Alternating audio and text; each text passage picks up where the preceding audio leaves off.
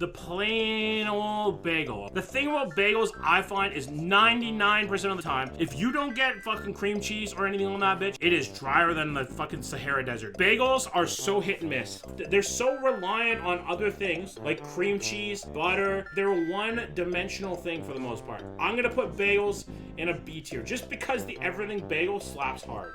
Up next, we have Hawaiian Rolls. Hawaiian Rolls are very situational. They're sweet. They have a very sweet flavor to them, and if you're just making a ham sandwich, rolls in general are too small. But you could definitely do something good with a Hawaiian Roll. Overall, I'd say they're not great situational type things. I'm gonna put them in a C tier. Rye bread for sandwiches is fucking insane. For toast, it's good too.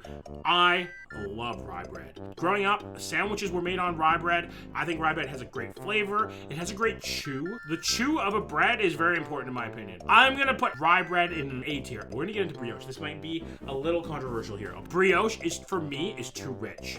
It's too sweet. It's good every once in a while. Brioche bread is one of the best fucking breads you can ever use to make French toast. It soaks up a lot of the egg mixture super well. It takes on that flavor. I don't think brioche is the best to make sandwiches though. I'm gonna put it at the high B. We got whole wheat bread. Just a regular whole wheat bread, not like rye or like rotted grain. Regular whole wheat bread to me is fucking awful. I have no issue with whole wheat bread. Like a really good whole wheat bread is delicious, but it has to be more rustic. Grilled cheese on whole wheat bread and it burnt like seeds in it and things like that. It tasted disgusting. Turned me off of it ever since. I'm gonna put whole wheat bread in an F because I don't like it. We got banana bread. You know your boy loves a little banana bread. Okay? Banana bread is so good. With a little bit of butter on it. Whew.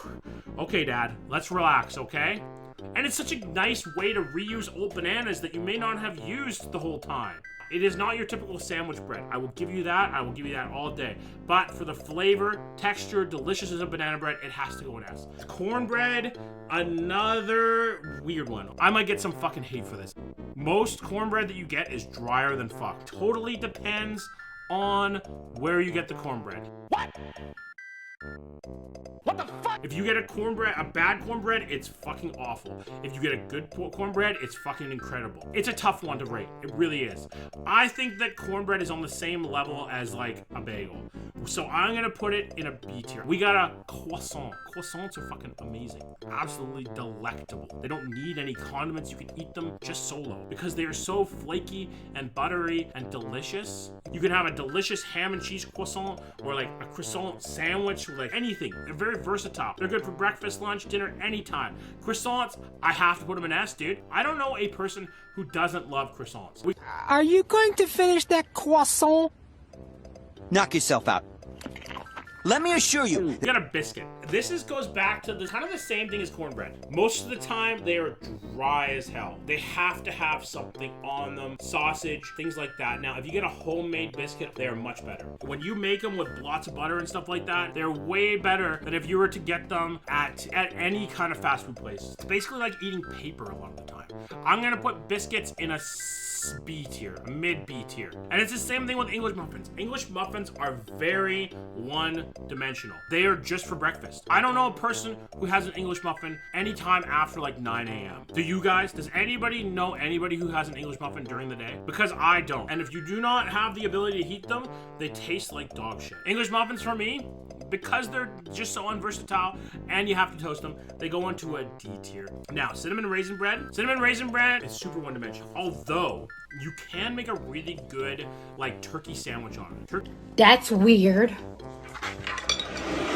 Turkey sandwiches, I find, go really well with cinnamons and raisins. A cinnamon raisin bread is delicious, right? A little butter, a little toasted. It has to be toasted to be really good. I'm gonna put cinnamon raisin bread in a C as well. Now, a tortilla. We're gonna add another row, okay? Because it's not bread, it's a tortilla. I thought about it. I put some thought into it. They're a completely different family of stuff. We got a sourdough, baby. I fucking love a good sourdough. It has chew. It typically has a good crunchy crust. Sourdough has gotta be one of of, if not the best breads out there. It is fantastic. It's got that soury, Swedish, delicious flavor. I have to put sourdough just because of how flavorful and fantastic it is into the S tier. One of the top breads, probably on par with Croissant. Now we have garlic bread. Who doesn't love a good garlic bread, man? Garlic bread is peak breadness. It has everything that it possibly needs. It typically has crunch from the oven, from toasting it. It has garlicky, delicious, savory flavor. It has a little butter, a little salt, maybe a little parsley on there, right? Maybe a little bit of Parmesan cheese mixed in. You have to put garlic bread probably at the top of S. Oh, thank God. French bread is your typical everyday white bread. Most white breads are based off of your typical French loaf. This is more of a rustic version of a white bread. It typically has better flavor. It has more texture. It's a little bit more expensive, but it is like a better experience than your typical white bread. It has a good chew. It has a good crumb. It has a good texture and consistency. I really like French bread. I think it goes into the A tier. I don't think it quite makes it into the S. I'm gonna go on a limb here. Pita bread kinda isn't bread. Very similar to a tortilla. They're distant cousins from the other side of the world. Pita bread is typically in Mediterranean places. It's typically eaten with like hummus or tzatziki, hero meat and stuff like that. Pita bread to me isn't necessarily a bread in the sense that it's per slice. It's kind of a whole package. Pita is not bread though. It is a pocket. It is a vessel. Everybody's gone to Olive Garden at least once. Maybe some of my Canadians haven't actually, because Olive Garden isn't typical in Canada. But if you go to Olive Garden,